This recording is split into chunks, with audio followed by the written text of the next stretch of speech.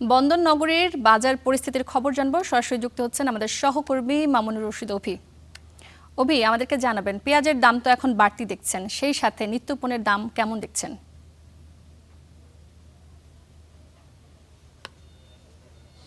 সূচনা, পেঁয়াজের দামের পাশাপাশি অন্যান্য যে সকল নিত্যপণ্যগুলো রয়েছে সেগুলোর দামও কিছুটা বেশি, কারণ ভোক্তারা যখন বাজারে আসেন তাদের কপালে হাত যায়, কারণ যেই পেঁয়াজ তারা বলা যায় সপ্তাহ ব্যবধানে কিনেছিলেন 25 টাকা দরে, সেই পেঁয়াজ এখন একেবারে মান বেঁধে 55 টাকা পর্যন্ত বিক্রি করা হচ্ছে। বলা যায় ডাবল টাকায় তাদেরকে বাজার থেকে পেঁয়াজ কিনতে হচ্ছে, এবং খুচরা বাজার বা যে সমস্ত ব্যবসায়ী রয়েছেন তারা পাইকার ব্যবসায়ীদের দোষারোপ করছেন, এবং তারা বলছিলেন যে চাহিদার তুলনায় যোগান কম আসায় কিন্তু বাজারে পেঁয়াজের দামটা একটু বাড়তে নিয়ে হচ্ছে। বিপরীতে আড়তদাররা বলছেন, অর্থাৎ যেই জায়গাগুলো থেকে পেঁয়াজ খাতুনগঞ্জে আসে, বিশেষ করে ফরিদপুর, পাবনা, রাজবাড়ী, ওই জায়গাগুলোর পেঁয়াজ কিন্তু সেভাবে আসছে না খাতুনগঞ্জে।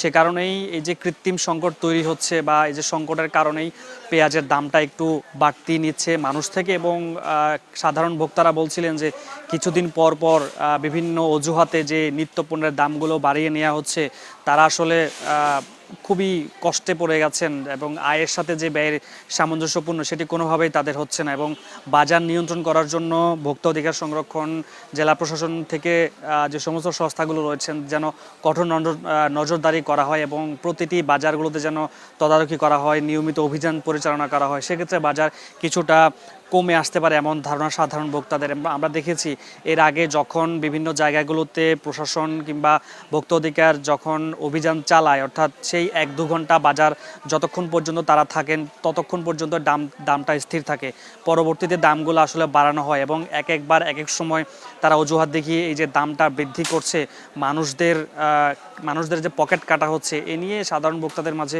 ক্ষোভের কিন্তু শেষ নেই বলা যায়। এবং আড়তদাররা বলছিলেন যে এখন পর্যন্ত পর্যাপ্ত পরিমাণে পেঁয়াজ রয়েছে, তবে পেঁয়াজগুলো মাঠ থেকে যে এগুলো নিয়ে আসার যে প্রক্রিয়া, সেই প্রক্রিয়াতে কিছুটা ব্যাহত হচ্ছে, এবং এই জায়গার কারণেই মূলত এই সমস্যার কারণেই পেঁয়াজ আসতে দেরি হচ্ছে, এবং এই সংকট দেখিয়েই মূলত মানুষ থেকে তারা পেঁয়াজের দামটা ডাবল টাকায় নিচ্ছে, এবং যে পেঁয়াজ 20-25 টাকা সেটি এখন একদম মান বেঁধে 55 টাকা পর্যন্ত বিক্রি করা হচ্ছে। এবং তারা বলছেন যে এইভাবে যদি চলতে থাকে তাহলে আগামী দিনগুলোতে কিভাবে তারা চলবেন কিংবা পরিবার সংসার নিয়ে কীভাবে শহর এলাকায় থাকবেন, এটি নিয়ে তাদের চিন্তার কোনো শেষ নেই। কারণ প্রতিটি সময়, অর্থাৎ আমরা দেখেছি যখন বৃষ্টি হয় তখন একটা অজুহাত দিই, কখনো পেঁয়াজ, কখনো আলু, কখনো অন্যান্য যে সমস্ত নিত্যপণ্যগুলো রয়েছে, এই যে দামটা বৃদ্ধি পাচ্ছে, এ নিয়ে তাদের ক্ষোভের শেষ নেই। এবং ভোক্তারা বলছিলেন যে বিগত সরকারের আমলে যে একটি সিন্ডিকেট ছিল, সেই সিন্ডিকেটকেই এখনও তারা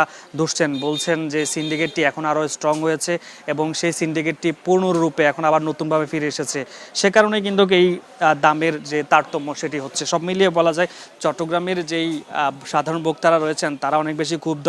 তারা বলছেন যে এই যে কৃত্রিম সংকট তৈরি করে, সিন্ডিকেট তৈরি করে যে পেঁয়াজের দাম বাড়ানো হচ্ছে, এটি কোনোভাবেই যৌক্তিক না, এবং বাজার নিয়ন্ত্রণ করার জন্য প্রশাসনের পক্ষ থেকে কঠোর নজরদারি না করলে সেই দাম লাগামহীনভাবে বাড়বে, এবং পকেট কাটা হবে সাধারণ ভোক্তাদের। সূচনা। আপনাকে ধন্যবাদ।